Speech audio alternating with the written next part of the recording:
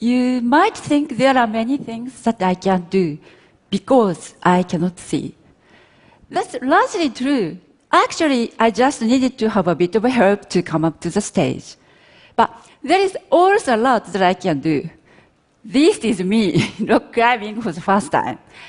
Actually, I love sports, and I can play many sports, like swimming, skiing, skating, scuba diving, running, and so on. But there is one limitation. Somebody needs to help me. I want to be independent. I lost my sight at the age of 14 in a swimming pool accident. I was an active, independent teenager, and suddenly I became blind. The hardest thing for me was losing my independence. Things that until then seemed simple became almost impossible to do alone. For example, one of my challenges was textbooks. Back then, there were no personal computers, no internet, no smartphones. So I had to ask one of my two brothers to read me textbooks. And I had to create my own books in Braille. Can you imagine? Of course, my brothers were not happy about it. And later, I noticed they were not there whenever I needed them. I think they tried to stay away from me. I don't blame them. I really wanted to be freed from relying on someone. That became my strong desire to ignite innovation. Jump ahead to mid-1980s. I got to know cutting-edge technologies. And I thought to myself, how come there is no computer technologies to create books in Braille? These amazing technologies must be able to also help people with limitations like myself.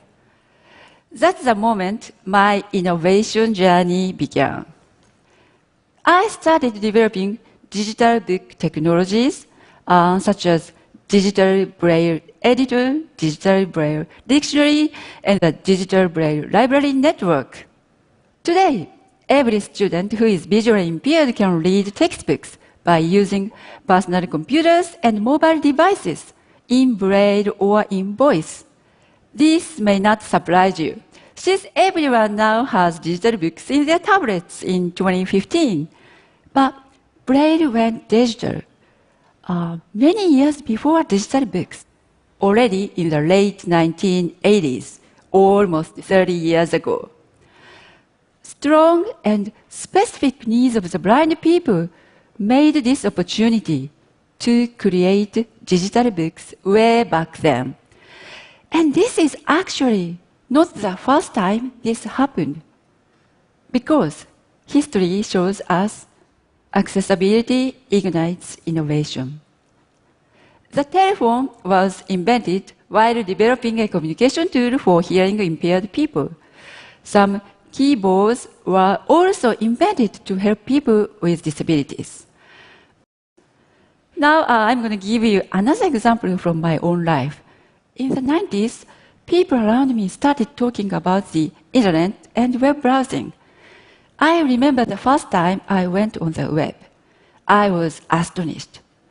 I could access newspapers at any time and every day. I could even search for any information by myself. I desperately wanted to help the blind people have access to the internet. And I found ways to render the web into synthesized voice, which dramatically simplified the user interface. This led me to develop the homepage reader in 1997, first in Japanese and later translated into 11 languages. When I developed the homepage reader, I got many comments from users. One that I strongly remember said, "For me, the internet is the small window to the world." It was a revolutionary moment for the blind. The cyber world became accessible, and this technology that we created for the blind has many uses way beyond what I imagined. It can help drivers listen to their emails, or it can help you listen to recipe while cooking. Today, I'm more independent. But it is still not enough. For example, when I approached the stage just now, I needed assistance. My goal is to come up here independently. And not just here. My goal is to be able to travel and do things that are simple to you. Okay, now let me show you the latest technologies. This is a smartphone app that we are working on.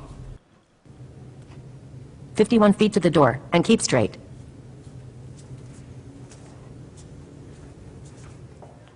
Take the 2 doors to go out. The door is on your right.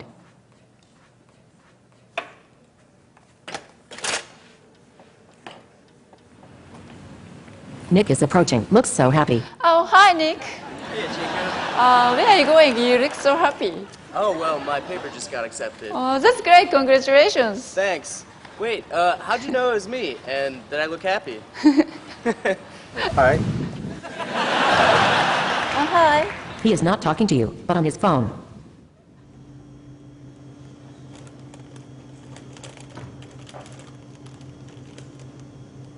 Potato chips.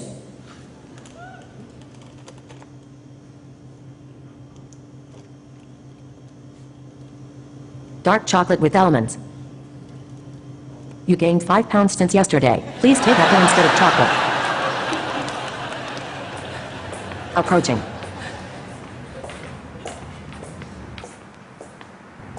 You arrived. Now. Thank you.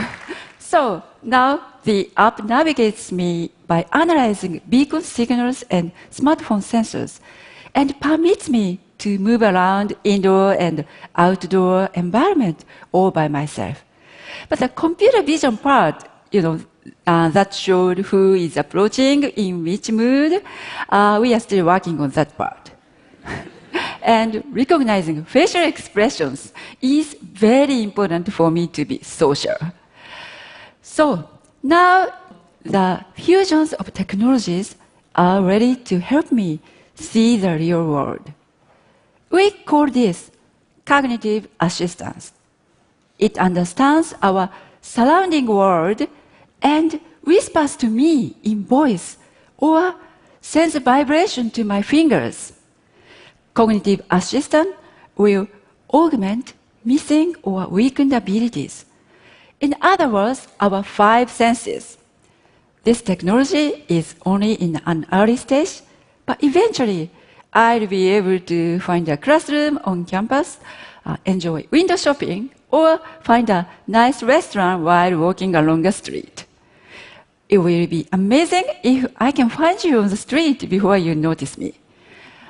It will become my best buddy and yours. So this really is a great challenge. It is a challenge that needs collaboration, which is why we are creating an open community to accelerate research activities.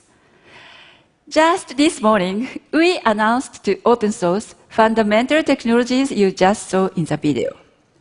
The frontier is the real world. The blind community is exploring this technical frontier as a pathfinder. I hope to work with you to explore the new era. And the next time that I'm on this stage through technology and innovation, I'll be able to walk up here all by myself. Thank you so much. Thank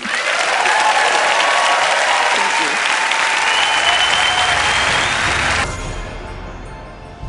참새TV